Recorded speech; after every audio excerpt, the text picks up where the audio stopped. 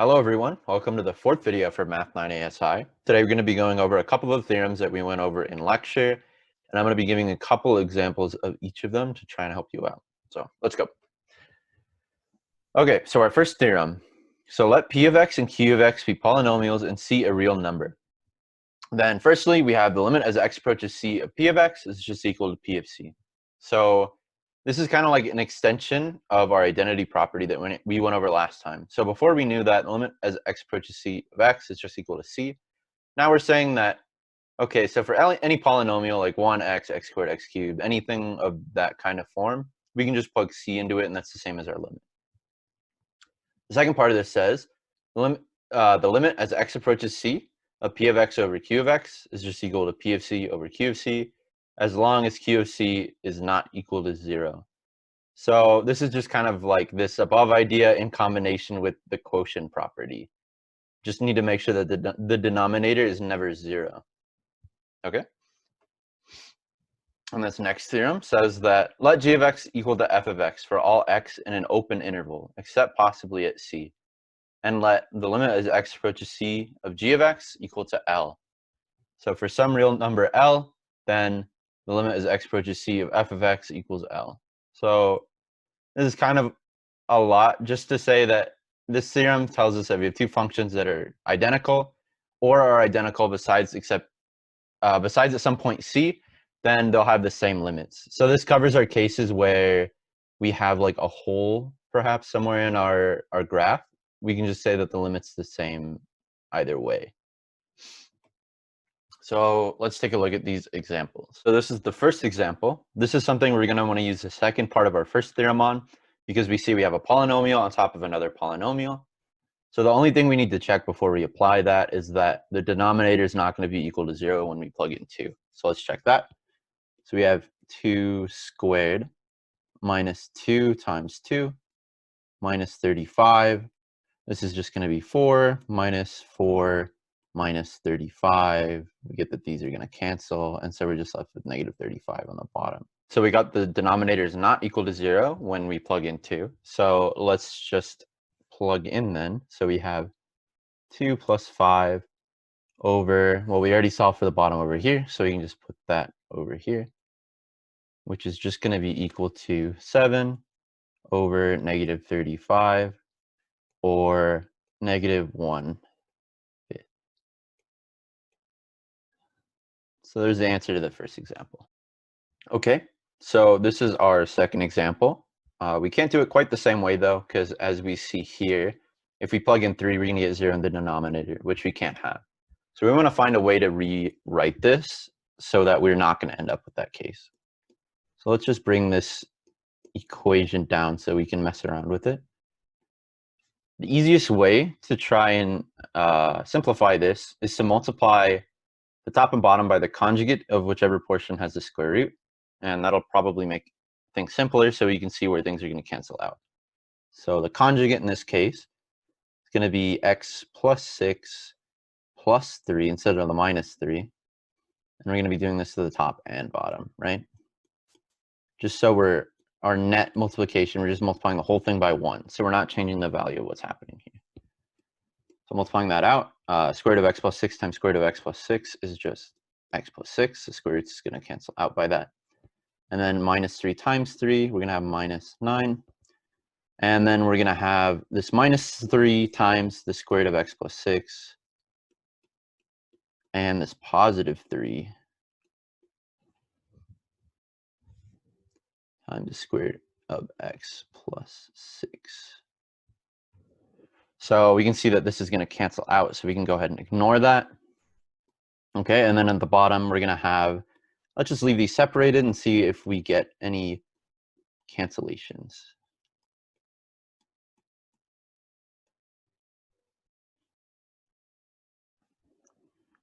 Plus 3.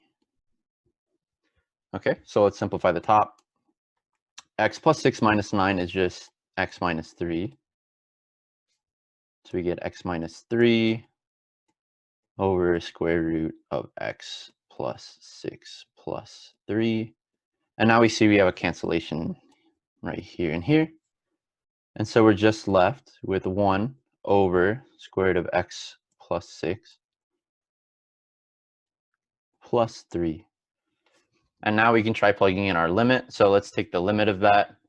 Let's add that in.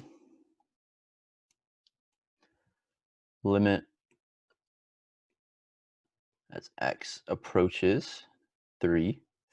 So if we plug it in now, we're going to have 1 over the square root of 3 plus 6 plus 3, which is 1 over the square root of 9 plus 3,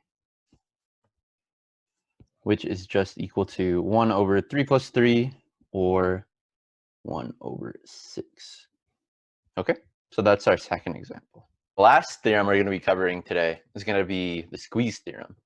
So we have these three functions, f, g, and h, and they're going to be on an interval I, and it's going to contain a c such that for all x and I, we have f of x is less than or equal to g of x is less than or equal to h of x.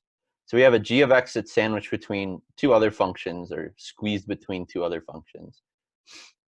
And so if the limit as x approaches c of f of x is the same as the limit as x approaches c of h of x, then our g of x, the limit as x approaches c, is going to be equal to the same thing as those two, which kind of makes sense. So if it's always going to be between these two functions and they end up going to the same limit, the thing that's going to be always between those is going to end up going to the same thing. So basically, it's a really helpful theorem for when we're working with complicated functions, like if it's something we don't know how to take the limit of, but we can pick an f of x that's always less than and h of x that's always greater than over that interval, and we can kind of narrow it down. And we want to pick our f of x and h of x to be kind of easier limits that we can compute. Okay, so I have an example of this one. Let's just go ahead and do that now. So the first thing we can look at are properties of cosine.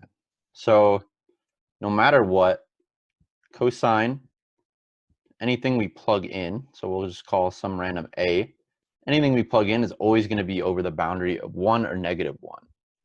So we can use this to our advantage, right? So if we know that this value will be at most 1 or at least negative 1, then we can set up two things that are going to be greater than or equal to this function. And that's going to be, so let's make our f of x the minimum case. So that would be where cosine of 1 over x is negative 1. So if we plug in negative 1 for that, and we just have the x cubed left over, then our f of x is just going to be negative x cubed. And then similarly, our upper bound, which is h of x in this case, is going to be the same, except the case where cosine of 1 over x is 1. So h of x is going to be x cubed. So if this inequality holds true, so all that's left now is to take the limit as x approaches 0 of our lower bound and our upper bound. So let's do that now. X approaches 0 of negative x cubed. And we have limit as x approaches 0 of x cubed. And we can see that if we plug in 0 to these, since these are polynomials, we can just plug right in. We can see that they're actually going to be equal to each other, and they're both going to be 0. We've shown all the parts of the squeeze theorem, so now all that's left is to give our final answer, which is that the limit as x approaches 0 of x cubed times cosine 1 over x is just going to be equal to 0, the same as these limits. Okay, so please let me know if you have any questions. Come to office hours, email me, leave questions in the comments below.